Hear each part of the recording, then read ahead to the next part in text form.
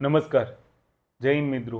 ઘણા સમયથી લોકો એવી માંગ કરી રહ્યા છે કે તલાટીનો મુખ્ય પરીક્ષાનો સિલેબસ રદ થવો જોઈએ. હું તમારી જોડે જ છું કે ભાઈ મુખ્ય પરીક્ષાનો સિલેબસ રદ થવો જ જોઈએ. પણ કોણ કરશે?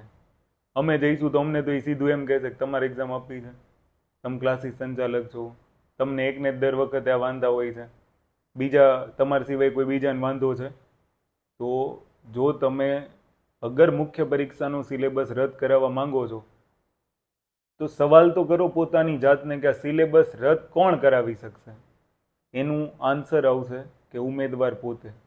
જ્યાં સુધી ઉમેદવાર આ પ્રશ્નનો જવાબ આપવા માટે રેડી નહીં હોય ને ત્યાં સુધી દુનિયાની કોઈ તાકાત તલાટીની મુખ્ય પરીક્ષાનો સિલેબસ રદ કરાવી શકે નહીં. શું કરવાનું છે? માની લો કે તમે નહીં કરો એ પાકી વાત છે, પણ જો અગર તમારે સિલેબસને રદ જ કરાવવો છે ને તો સૌથી પહેલાં એને જાણતો કરો કે અમને દરેકે દરેક વિદ્યાર્થીને વાંધો છે, માત્ર વૈભવ સરને નહીં કે માત્ર બીજા સરોને નહીં, અમને તમામને વાંધો છે. એ સાબિત કરવા માટે તમે રોડ ઉપર તો નહીં આવો, કારણ કે ઉમેદવારને આગળ આવવું પડે ને તમે નથી આવતા એ અમે દરેક વખતે જોયું છે. પણ શરૂઆત તો કરો. જાગૃત વિદ્યાર્થી, જાગૃત ઉમેદવાર, જાગૃત ફલાણું ઢીકડું એવું નહીં. તમે તલાટીમાં જે નામથી ફોર્મ ભર્યું છે નામ જોગ એને મેઇલ કરો કે આ સિલેબસ નહીં ચાલે.